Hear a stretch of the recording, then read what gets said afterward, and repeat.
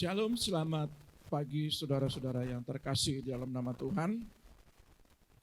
Kita percaya bahwa di dalam bulan ini, bahwa sebentar lagi ya kita akan merayakan Natal. Saya percaya saudara yang terkasih dalam nama Tuhan, apapun daripada keadaan kita, ya, mungkin belum ada persiapan, ada yang sudah punya persiapan, ada yang belum punya persiapan dengan situasi dan keadaan, ya. Baik itu persiapan saudara mungkin hari-hari ini, ya, saudara tidak memiliki sesuatu untuk merayakan, saudara yang terkasih tidak menjadi halangan untuk sukacita.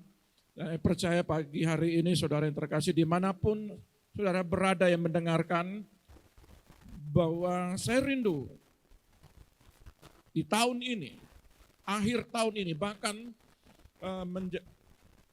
awal tahun 2021, sesuai dengan tema kita, Allah melakukan perbuatan ajaib itu terjadi. Anak-anak Tuhan yang ada di tempat ini, mereka mempunyai sikap yang antusias. Remaja pemuda kita, mereka adalah generasi-generasi yang sudah dipersiapkan. Dan saya percaya bahwa tema ini bukan suatu kebetulan bagi kita para orang tua untuk mempersiapkan generasi kita ke depan. Bagaimana generasi anak-anak kita? Yesaya 58 dikatakan di situ, di ayat ke-12, membangun dasar daripada generasi kita. Saudara, kalau kita melihat di dalam kitab Wahyu ini sungguh sangat mengerikan. Maka dari itu pagi hari ini mari kita buka di dalam kitab Wahyu 13 ayat 1 dan 2. Yang saya beri tema generasi Daud di akhir zaman. Tetapi sebelumnya saudara yang terkasih dalam nama Tuhan, mari kita tundukkan kepala, kita berdoa dulu supaya kita hikmat Tuhan. Apa yang Tuhan mau berbicara pagi hari ini. Ya. Bapa Sorgawi, Bapa yang kami panggil dalam nama Tuhan Yesus, pagi hari ini Tuhan, mari kau urapi hamba-Mu, urapi juga setiap umat-Mu yang mendengarkan dimanapun mereka berada. Mari Tuhan, biarlah hati mereka mungkin membuka pintu hati mereka untuk mendengarkan isi hati-Mu. Karena kami percaya Tuhan, ada suatu kebenaran ilahi, atau suatu kebenaran daripada Sorgawi, ketika mereka menerima, ketika mereka menangkap, daripada pewahyuan pagi hari ini, mereka mendapatkan sesuatu yang baru. Mereka mendapatkan kekuatan yang baru. Terima kasih Tuhan, kau urapi kami semua di dalam nama Tuhan Yesus. Haleluya. Amin. Mari kita buka dulu dalam kebenaran firman Wahyu 13 ayat 1 dan 2. Firman Tuhan berkata demikian. Lalu aku melihat seekor binatang keluar dari dalam laut, bertanduk 10 dan berkepala 7, di atas tanduk-tanduknya terdapat 10 mahkota. Dan pada kepalanya tertulis nama-nama hujat. Binatang yang kulihat itu serupa dengan macan tutul, dan kakinya seperti kaki beruang, dan mulutnya seperti mulut singa. Dan naga itu memberikan kepadanya kekuatannya dan tahtanya dan kekuasaannya yang besar. Saudara, kalau kita lihat di dalam kitab Wahyu ini bukan sekedar lagi berbicara raksasa, tetapi ini berbicara suatu kekuatan besar. Sangat mengerikan. Saudara, kalau kita lihat di dalam perjanjian lama, bagaimana kehadiran raksasa dalam Kejadian 6 pada zaman Nuh, betapa mereka membuat sesuatu yang kejahatan di mana-mana, sehingga setiap umat-umat Tuhan yang pada mulanya percaya mengikuti Tuhan, kehadiran raksasa ini, kejahatan di mana-mana. Perlawanan kepada surga, perlawanan kepada Allah. Menjauhi Tuhan. Mereka hidup dengan sesukanya. Sehingga seisi bumi, bahkan raksasa itu habis mati oleh air bah. Dan kalau kita lihat selanjutnya dalam kitab Bilangan 13, bagaimana kehadiran raksasa, padahal raksasa di zaman Nuh sudah habis, tetapi di Kanaan mereka hadir kembali. Ketika 12 pengintai melihat suku Enak, mereka raksasa-raksasa yang besar. Bahkan mereka berkata, kita seperti belalang.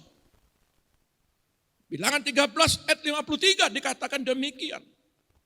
Tetapi Tuhan Allah mengirim Kaleb. Di ayat ke-30 Kaleb ini menguatkan. Tuhan pakai bagaimana untuk mengalahkan raksasa ini.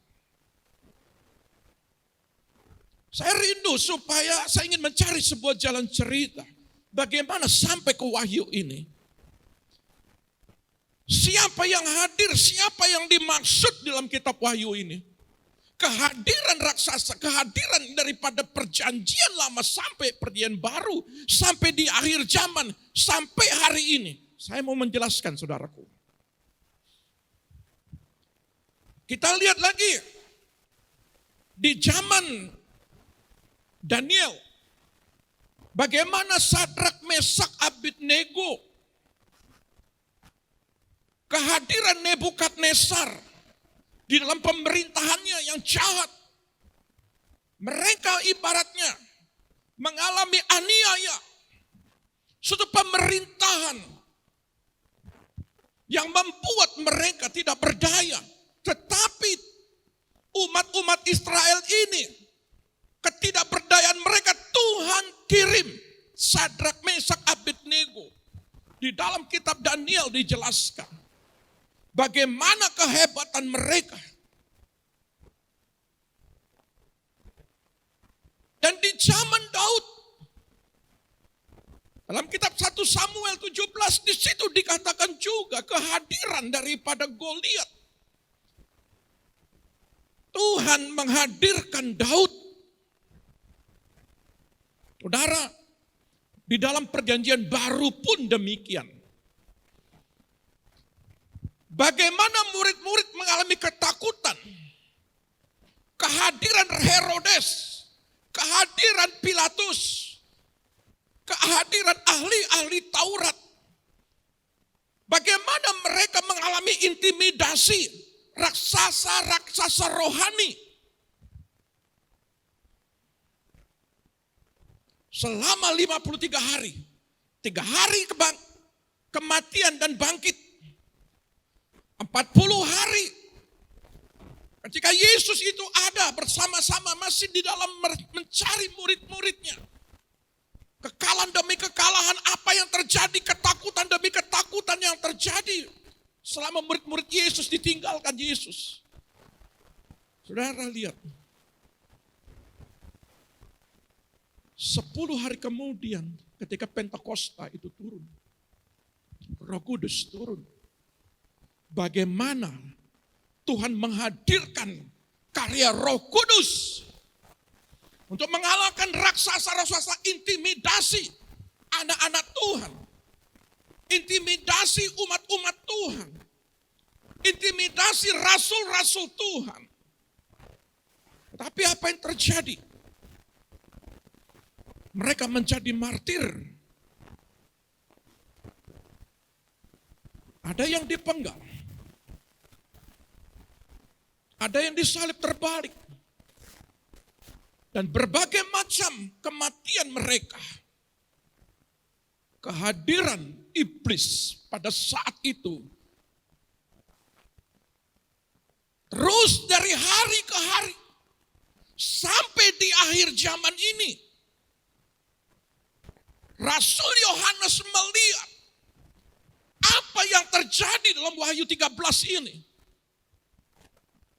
Kehadiran daripada binatang yang berkepala 7 ini bertanduk 10 muncul dari lautan.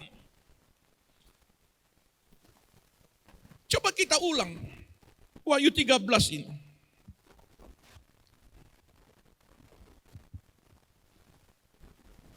Aku melihat seekor binatang keluar dari dalam laut bertanduk 10 berkepala 7. Di atas tanduk-tanduknya terdapat 10 mahkota. Dan kepalanya tertulis nama-nama hujab. Binatang yang kulihat itu serupa dengan macan tutul, kakinya seperti kaki beruang, mulutnya seperti mulut singa. Naga itu memberikan kepadanya kekuatan dan tahtanya dan kekuasaannya yang besar. Kalau kita lihat dalam kitab Daniel 7 ayat 7, saudara, Daniel pun juga mengalami yang namanya pernyataan Tuhan. Apa yang dilihat di Daniel, dilihat juga oleh Rasul Yohanes. Mari kita buka Daniel. Dalam kitab Daniel 7 ayat 7. Kemudian aku melihat dalam penglihatan malam itu tampak seekor binatang yang keempat yang menakutkan dan mendahsyatkan. Ia sangat kuat. Ia bergigi besar dari besi. Ia melahap dan meremukkan. Dan sisanya diinjak-injaknya dengan kakinya. Ia berbeda dengan segala binatang yang terdahulu. Lagi pula ia bertanduk 10. Saudara, dia punya kekuatan besar. Dia dahsyat. Giginya dari logam. Ia melahap, meremukkan. Bahkan sisanya diinjak-injak.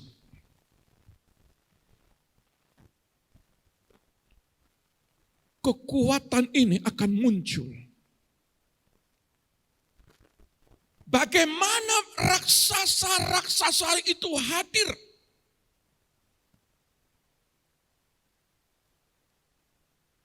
Untuk memporak-porandakan, menghancurkan umat-umat Tuhan pada zaman perjanjian lama. Dan di dalam perjanjian baru, bagaimana iblis ini hadir?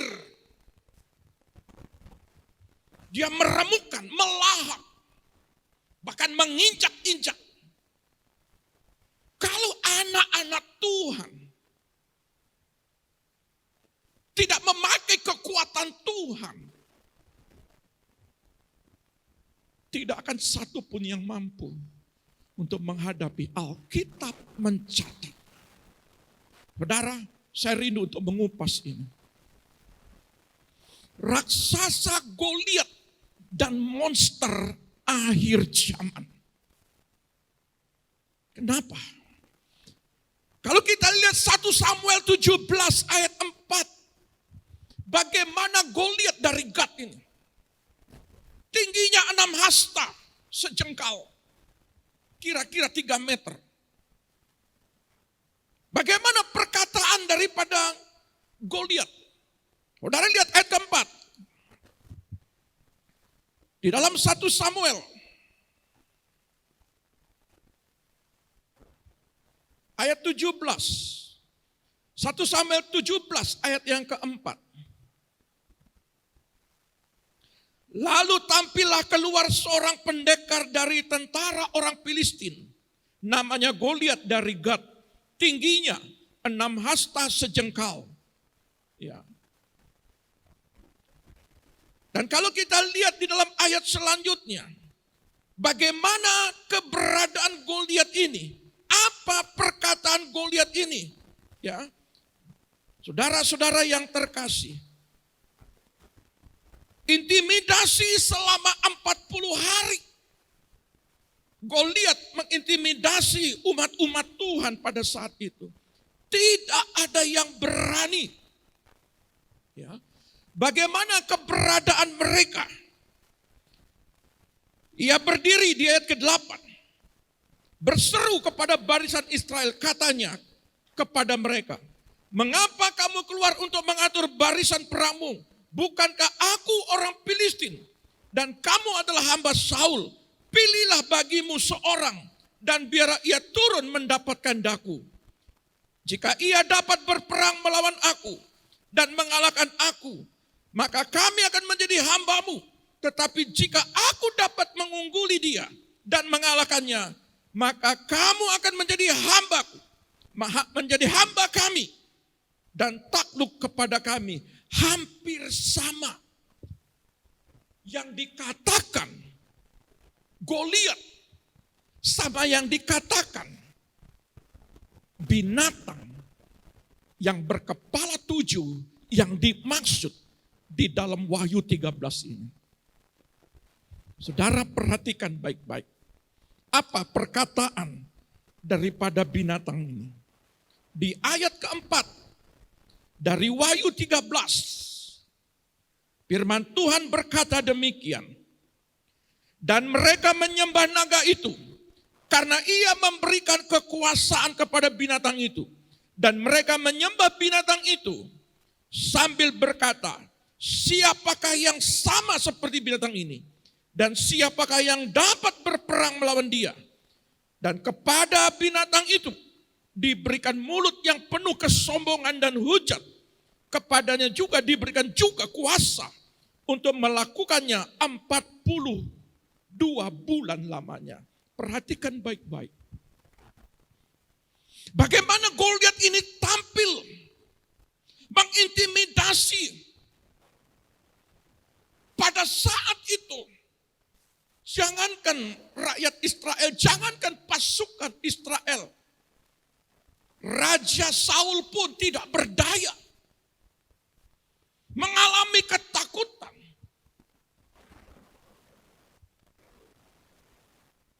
Bapak Ibu yang terkasih.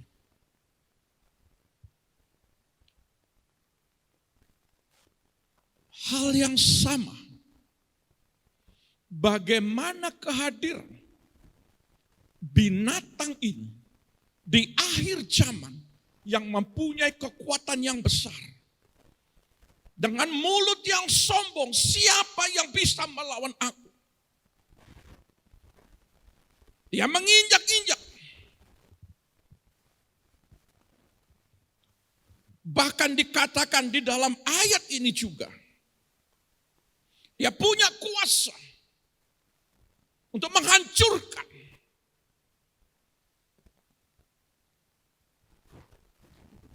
Dari peristiwa perjanjian lama sampai peristiwa perjanjian baru yang dilihat oleh Rasul Yohanes di Pulau Patmos untuk membawa kita generasi berikutnya di akhir zaman ini. Tuhan menghadirkan Daud untuk melawan Goliat. Dan Tuhan menghadirkan gereja untuk melawan intimidasi iblis di akhir zaman. Saudara, kalau kita perhatikan baik-baik, siapa yang sanggup melawan Goliat? Kekuatan perangkah? Kekuatan pasukankah? Panglima-panglimakah? Kemampuan rajakah? Tidak. Tuhan ambil Daud, seorang pemuji. Kenapa Tuhan menghadirkan seorang pemuji? Kenapa Tuhan menghadirkan seorang pemazmur? Kenapa Tuhan menghadirkan seorang penyembah untuk mengalahkan Goliat?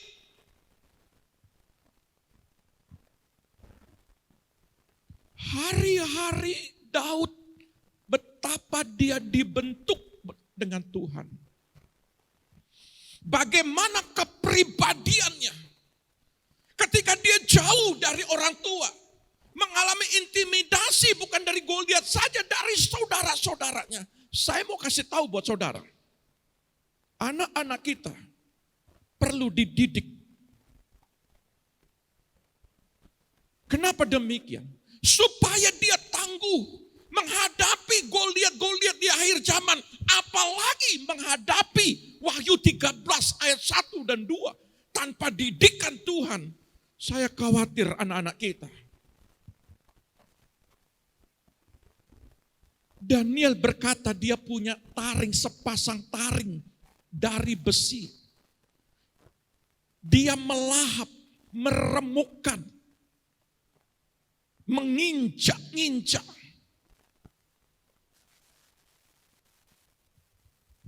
Daud tidak punya kemampuan. Kemampuannya adalah memuji. Kemampuannya adalah menyembah. Bermazmur bagi Tuhan. Tetapi Tuhan mengubah pribadi Daud ini yang dekat dengan Tuhan ini. Batu yang kecil diubah menjadi senjata yang besar untuk mengalahkan Goliat. Maka pelajaran 1 Samuel 17 ini adalah pelajaran berharga bagi anak-anak kita ke depan.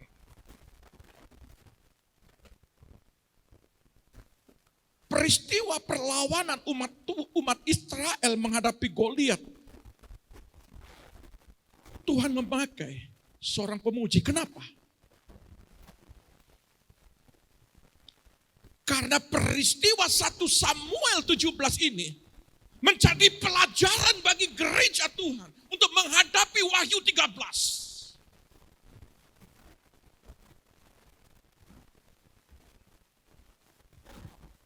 Wahyu 13 ayat 7.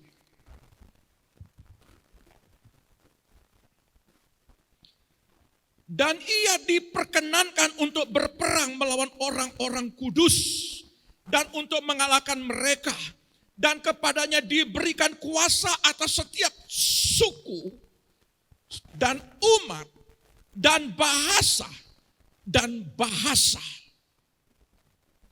Tidak ada yang luput daripada kekuatan iblis ini kecuali orang-orang kudus yang mempersiapkan, yang Tuhan maksud menghadapi daripada binatang yang berkepala 7 seperti macan tutul ini, bertaring besi ini. Yang bisa menghadapi adalah di akhir zaman ini. Sama seperti Daud, makanya dikasih judul generasi Daud di akhir zaman. Yaitu Tuhan akan tampilkan gerejanya. Gereja yang menjadi pemuji. Gereja yang menjadi penyembah. Dan gereja yang menjadi pendoa. Yang mampu mengalahkan kuasa iblis ini.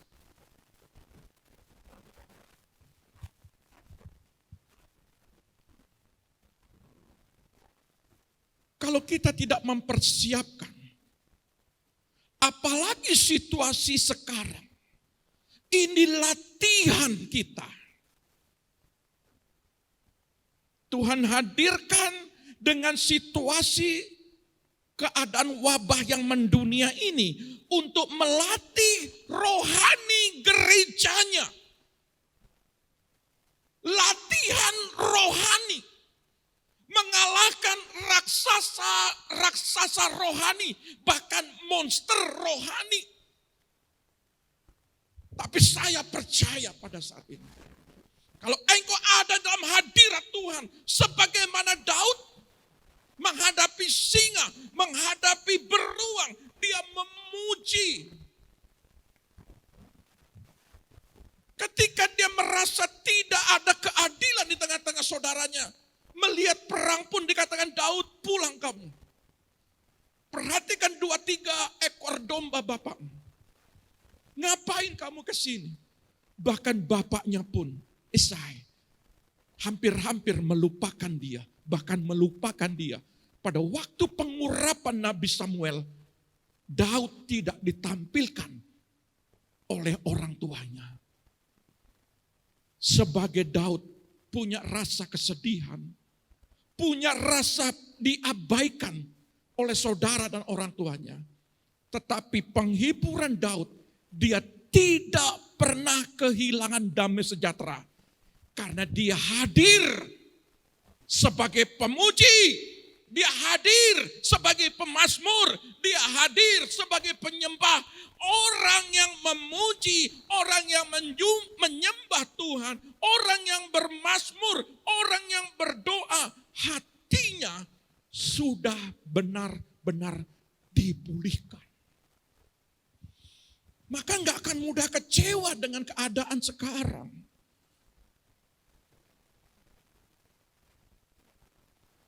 Situasi dan keadaan, persoalan, bagaikan raksasa yang menghimpitmu, tidak akan mengganggumu, tidak melahapmu, tidak menerkammu, tidak memakanmu, tidak menginjak-nginjakmu. Kalau engkau hadir sebagai pendoa, kalau engkau sebagai penyembah, tetap praise the Lord di hatimu.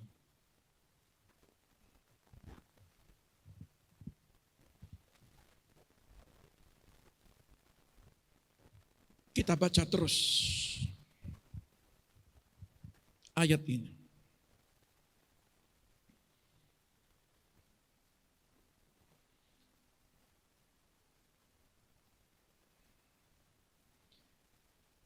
Ayat yang ke-8. Dan semua orang yang diam di atas bumi akan menyembahnya, yaitu setiap orang yang namanya tidak tertulis sejak dunia dijadikan di dalam kitab kehidupan dari anak domba yang telah disembelih. Barang siapa bertelinga hendaklah ia mendengar. Ayat 10, barang siapa ditentukan untuk ditawan, ia akan ditawan. Barang siapa ditentukan untuk dibunuh dengan pedang, ia harus dibunuh dengan pedang. Yang penting di sini ialah ketabahan dan iman orang-orang kudus. Kalau di dalam terjemahan Indonesia sehari-hari dikatakan, itulah sebabnya umat Allah harus tabah dan setia. Bagi kita yang setia memuji, sama seperti Daud di tengah persoalan, sama seperti Daud ketika diabaikan oleh orang-orang terdekatnya, dia setia. Masa-masa ini Tuhan melihat bagaimana kesetiaan. Apakah dengan persoalan ini engkau tetap setia? Apakah dengan keadaan-keadaan ini engkau masih tetap punya iman? Atau engkau menyalahkan orang lain? Menyalahkan orang tua, kenapa orang tua saya melahirkan saya seperti ini? Kenapa saya ada di tengah-tengah orang tua yang hidup dalam kesulitan dan kesusahan? Daud tidak seperti itu. Dia belajar mengucap syukur. Maka perlu kita didik anak-anak kita. Halo para orang tua. Engkau manjakan anak-anakmu itu boleh-boleh saja. Tapi penting sekali anakmu harus dididik. Belajar untuk dia menjadi pribadi yang cakap, yang siap berperang. Engkau lihat umurmu sudah berapa? Sampai kapan kita menyuapin anak kita? Ajar dia mandiri. Ajar dia mengenal Tuhan lebih dalam lagi. Ajar dia membangun mezbah. Ajar dia terus membaca firman. Ajar terus dia memuji, menyembah. Ajar terus dia untuk hidup dalam sebagai pendoa. Yesaya 58 dikatakan, perbaiki dasar keturunan, setiap keturunan. Supaya apa? Jalan-jalannya bisa dihuni, diperbaiki. Didikan itu penting. Saya rindu apa yang Tuhan didik Daud menjadi pelajaran buat kami juga. Didikan Tuhan kepada kami tidak main-main. Secara manusia saya merasakan, Tuhan, kenapa Tuhan? Waktu kami mengalami sakit, saya ada penyempitan, kena kolesterol 600. Seharusnya saya sudah berangkat. Hari-hari di dalam penyempitan itu, dokter berkata saya harus ke Singapura. Saya harus ke Malaysia, tapi saya bilang tidak Tuhan. Saya belajar di sini Tuhan. Saya belajar percaya.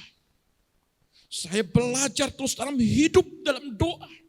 Saya percaya mukjizat. Ketika saya hidup, ini adalah raksasa rohani saya.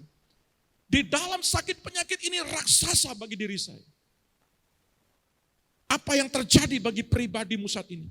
Mungkin masalah sakit penyakit, masalah keluarga, masalah ekonomi, itu raksasa di dalam kehidupanmu. Engkau lawan dengan hidup sebagai pemuji, penyembah, dan pendoa. Kalau engkau setia di situ, ada mukjizat. 6 bulan, Tuhan sembuhkan total.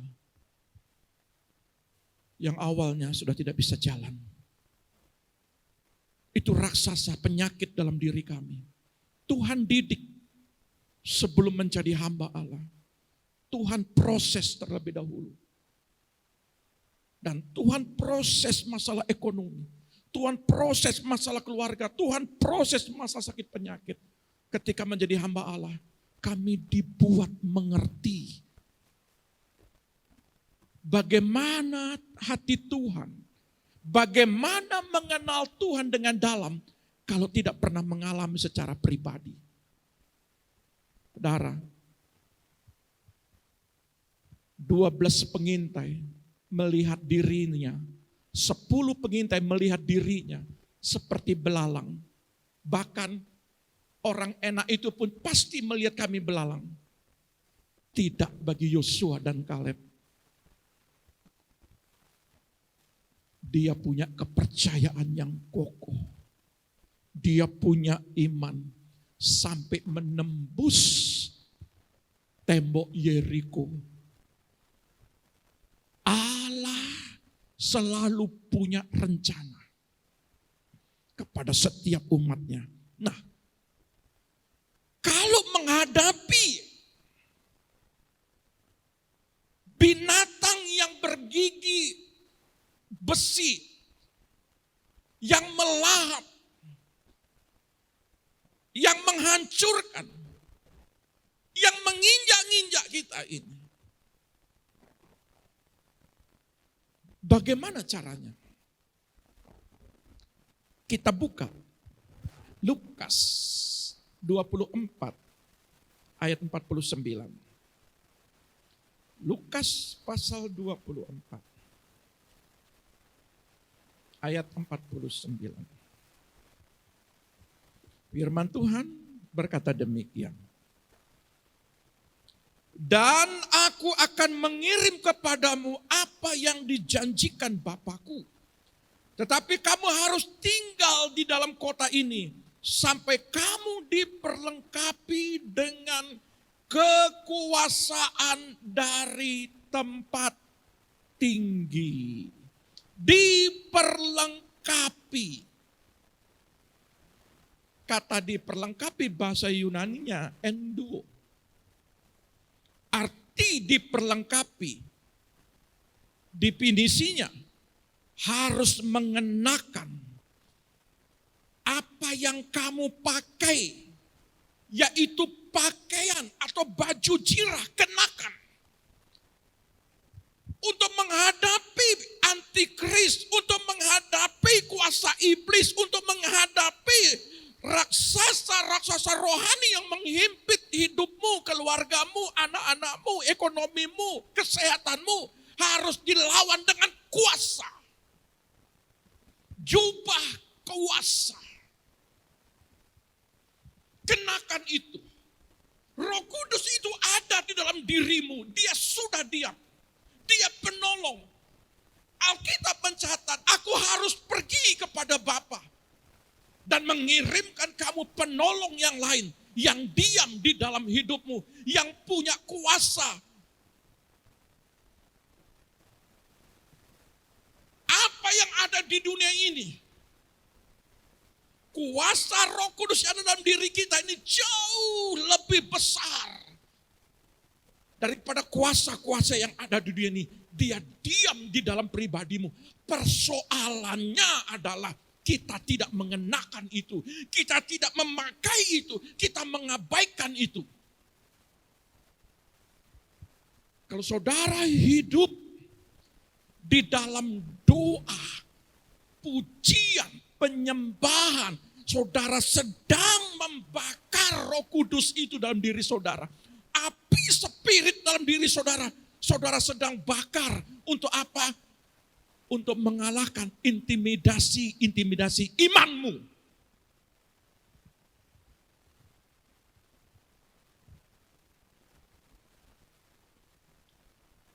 Lukas 15 ayat 22.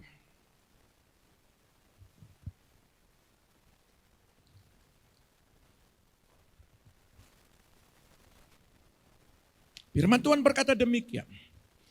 Tetapi ayah itu berkata kepada hamba-hambanya, lekaslah, bawa kemari jubah yang terbaik, pakaikanlah itu kepadanya, dan kenakanlah cincin pada jarinya, dan sepatu pada kakinya.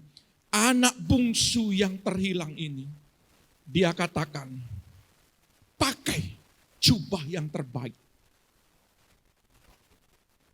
Kalau Bapak memberikan jubah yang terbaik, Bapak yang di dunia ini memberikan jubah yang terbaik, saya percaya Bapakmu di sorga tidak setengah-setengah mengenakan enduo, memperlengkapimu yang paling terbaik. Karena yang dilawan ini adalah Wahyu 13 yang menginjak-injak kita. Yang mengalahkan kehidupan anak-anaknya dengan kuasa. Dia tidak setengah-setengah memberikan itu. Dia memberikan yang penuh. Bapak yang di dunia, Lukas 15 memberikan yang terbaik. Jubah yang terbaik. Maka Bapak di surga kita jauh melebihi daripada itu. Apa yang diremukan, apa yang dilahap, apa yang diinjak-injak. Saudara, ekonomi. Wahyu 13 ayat 16 sampai 17 firman Tuhan berkata demikian. Dan ia menyebabkan sehingga kepada semua orang kecil atau besar, kaya atau miskin, merdeka atau hamba diberi tanda pada tangan kanannya atau pada dahinya. Dan tidak seorang pun yang dapat membeli atau menjual selain daripada mereka yang memakai tanda itu, yaitu nama binatang itu atau bilangan namanya. 666. Saudara lihat cara kerjanya sekarang. Pada saat kelak nanti, ketika orang kudus diangkat Tuhan, bagaimana nanti dia datang dan memerintah, tidak ada satupun yang membeli dan menjual. Dan pada saat ini pun bagaimana cara kerjanya. Banyak anak-anak Tuhan mengalami kehancuran ekonomi. Tetapi bagi para pemuji, bagi para penyembah, bagi para pendoa, sama persis seperti Goliat, Daud mengalahkan Goliat. Dengan batu kecil dia mengalahkan Goliat. Saya percaya dengan kekuatanmu yang tidak seberapa di akhir zaman ini, masa COVID-19 ini, masa kesulitan ini, dengan apa yang ada padamu, sanggup mengalahkan kesulitan ekonomimu saat ini. Saudara, generasi Daud akhir zaman, itu Anda dan saya. Hiduplah dalam pujian. Hiduplah dalam penyembahan. Hiduplah dalam doa-doa. Bangun itu. Bakar itu setiap hari. Kalau saudara bergairah di situ. Kesulitan ekonomi. Kesulitan tengah-tengah keluarga. Dengan kemampuanmu yang tidak seberapa akan diubah oleh Tuhan. Dan engkau akan mengalahkan binatang yang muncul dari dasar laut ini. Sekalipun berkepala 7, bermahkota 10, saya percaya kalau engkau dipersiapkan menjadi pribadi-pribadi Kristus yang setia, pasti ada jalan keluar. Saya percaya. Dan hari ini, dengan kebenaran firman ini, bangun generasi Daud di rumah tanggamu. Jangan biarkan anak-anakmu dan jangan dibiarkan untuk hidupnya dengan sesuka hatinya. Ajari anak-anak kita takut akan Tuhan. Ajari anak-anak kita membangun mezbah. Ajari anak-anak kita untuk menghargai hari Sabat. Ajar anak-anak kita untuk menghargai firman Tuhan. Ajar mereka untuk praise the Lord. Karena di balik pujian, Tuhan berkata, aku bertata di atas pujian. Tuhan Yesus memberkati kita semua. Mari kita tundukkan kepala.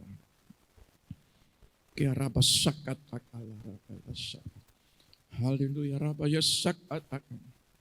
Kami percaya pada saat pagi hari ini. Kebenaran firman-Mu Tuhan, biarlah Tuhan, dia tumbuh setiap siapapun yang mendengarkan pagi hari ini. Ketika mereka Tuhan menjadi pribadi pendoa, menjadi pribadi pemuji dan penyembah, maka kesulitan-kesulitan yang mereka hadapi, Tuhan akan bertindak. Tuhan yang akan berperang bagi mereka untuk mengalahkan setiap raksasa intimidasi terhadap rohani anak-anak-Mu.